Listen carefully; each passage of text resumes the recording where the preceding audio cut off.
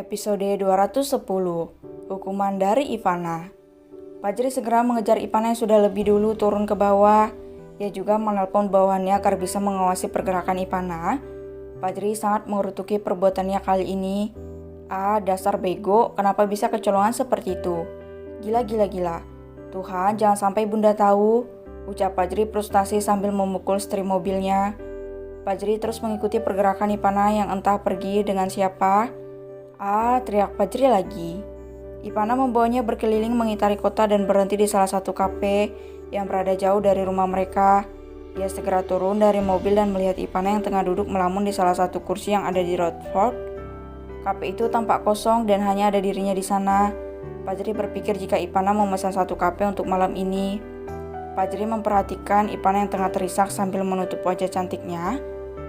Betapa bodohnya aku kali ini, aku tidak bisa membaca kelicikan Juwita. Bahkan aku melukai 2, bukan 3 hati dalam satu hari. Percuma kamu pintar Fajri, tapi bodoh jika sudah menyangkut tentang perempuan. Cukup lama Fajri membiarkan Ivana menangis di dalam sana, hingga ia masuk ke dalam kafe dan segera memeluk Ivana dari belakang. Maafin abang sayang, ucap Fajri mendekap Ivana dengan erat. Lepas, bentak Ivana sambil memberontak di dalam pelukan Fajri.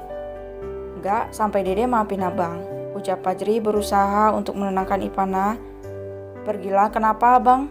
Ada di sini, pergi sana temui pacar kamu, teriak Ivana. Saya, jangan berteriak, malu didengar sama orang. Bodoh, lepasin, ucap Ivana masih memberontak. Janji gak akan kabur lagi? Iya, lepas dulu. Fajri melepaskan pelukannya dan menatap wajah sembab Ivana. Maafin abang ya, ucap Fajri lembut. Abang bego tahu nggak? Bego banget, teriak Ivana sambil memukul Fajri.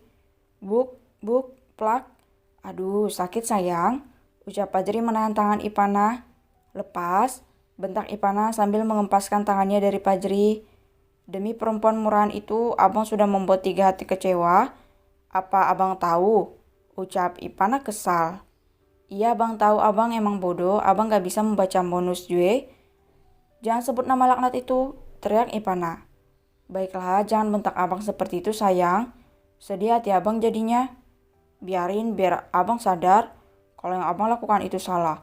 Percuma abang pintar kalau masalah seperti ini gak bisa abang atasi, ucap Ivana menatap Fajri dengan tajam. Berhenti saja jadi abang, panggil aku kakak mulai sekarang. Biar abang yang jadi adik aku. Baiklah kak, ucap Fajri menunduk. Dedek serius bang, ucap Ivana melotot. Glek, iya sayang, abang salah, ucap Fajri menunduk. Kita tukaran otak yuk bang, dedek kesal sama abang. Sumpah, dedek gak bohong, ucap Ivana penuh penekanan. Udah dicariin yang baik malah gak mau. Gimana kalau abang dijebak lebih jauh? Apa abang gak mikirin ayah sama bunda? Apa abang gak mikirin penerus dirgantara selanjutnya? Apa abang gak mikirin Kak Sapira juga? Semua orang sudah tahu kalau dia calon istri abang. Dan sampai kapanpun hanya dia kakakku, ucap Ivana berapi-api. Fajri hanya terdiam membiarkan adiknya melepas semua emosi yang sudah ia tahan. Ia ikhlas jika harus dimaki oleh adiknya malam ini karena ini memang salahnya. Dede gak mau dia di apartemen abang, besok dia harus angkat kaki dari sana, ucap Ivana. Dede bisa bantu abang? Apa abang segan? Baiklah, besok akan Dede pastikan jika dia tidak akan berani untuk menginjakkan kakinya lagi di negara ini, ucap Ivana tegas. Abang, jangan pernah mencoba untuk menemuinya kalau aku sampai tahu. Jangan pernah sapa Dede lagi, ultimatum Ivana keluar. Dede, jangan gitu. Kenapa? Apa abang gak rela kalau harus berpisah dengan perempuan itu? Bukan gitu sayang. Baiklah. Apapun itu untuk adik abang. Bukan karena dede saja bang, tapi untuk diri abang sendiri. Jangan sampai karena perempuan abang jadi bego. Iya, jangan marah lagi. Nanti abang bilang sama dia jangan dekat-dekat sama abang. Apa abang mencintai perempuan itu? Enggak sayang, kamu kan tahu kalau abang baru saja putus cinta, ucap Fajri sendu. Iya, kasihan banget sih abangku ini, tapi sekali bego tetap bego, ucap Ivana masih kesal. Ponsel Fajri berdering, terlihat Fajira sudah memanggil mereka karena waktu sudah menunjukkan pukul 10 malam. Kita pulang yuk, ajak Fajri setelah menjawab panggilan Fajira. Abang pulang aja, aku masih mau di sini. Sayang uangnya, ucap Ipana.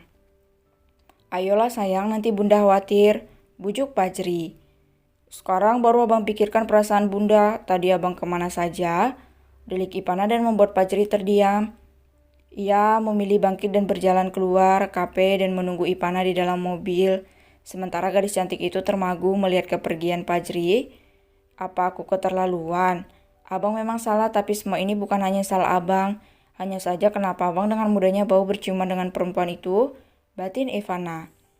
Ia segera bangkit dan menyusul Fajri yang masih termenung di dalam mobil.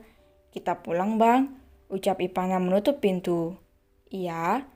Fajri memaksakan senyumnya dan segera menjalankan mobil, mengambil rute terdekat menuju pulang.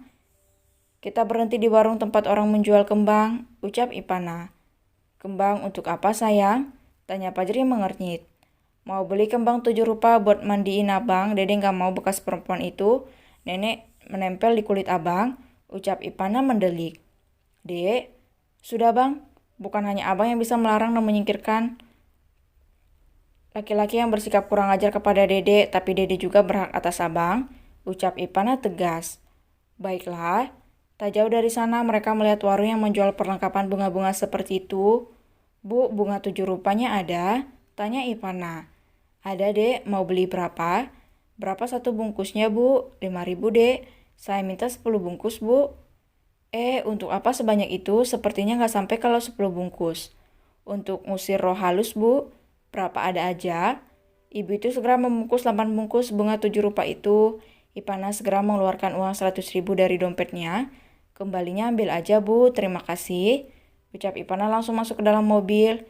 Terima kasih dek, ucap ibu itu tersenyum bahagia. Kenapa harus sebanyak itu sayang? Tanya Fajri mengernyit. Dede mau rendam abang semalaman biar kuman perempuan itu gak nempel. Baiklah, ucap Fajri pasrah. Dari mana kalian? Suara Fajira terdengar horor. Buna belum tidur, tanya Ipana memeluk Fajira manja. Bunda tanya kalian dari mana? Dari kafe bunda, jawab Fajri. Sejauh itu? Dek. Iya bunda, Dede yang minta ke sana. Terus itu apa? Ini bunga 7 rupa. Bunga 7 rupa untuk apa sayang? Dede mau mandi kembang biar wangi, ucap Ipana mengedip-ngedipkan matanya. Mencurigakan, ucap Fajira menelisik anak-anaknya. Ya sudah sana istirahat dulu, abang sama Dede udah makan? Tanya Fajira. Sudah bunda, tapi mungkin sebentar lagi kita lapar, ucap Fajri tersenyum. Ya sudah bunda naik dulu, ayah lagi ke Singapura. Nanti Dede temani bunda tidur, ucap Fajira.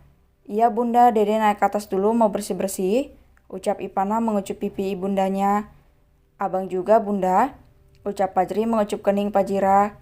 Iya bunda juga mau beristirahat. Mereka segera pergi ke kamar masing-masing.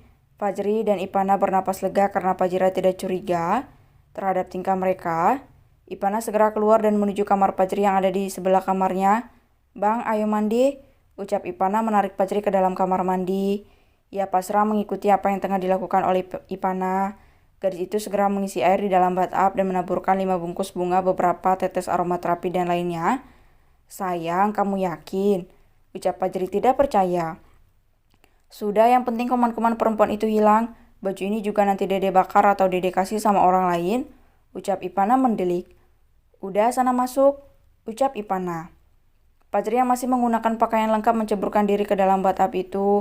Untung Ipana menambahkan sedikit air panas sehingga Fajri tidak merasa kedinginan. Hingga 20 menit berlalu, Fajri sudah terlihat kedinginan. Dek, abang sudah dingin, keluh Fajri. Masih mau bertingkah bodoh lagi? Nggak mau? Ya sudah, mandi bersih lagi, nanti Dede siapkan baju abang, ucap Ipana keluar dari kamar mandi dan menyiapkan baju ganti untuk Fajri.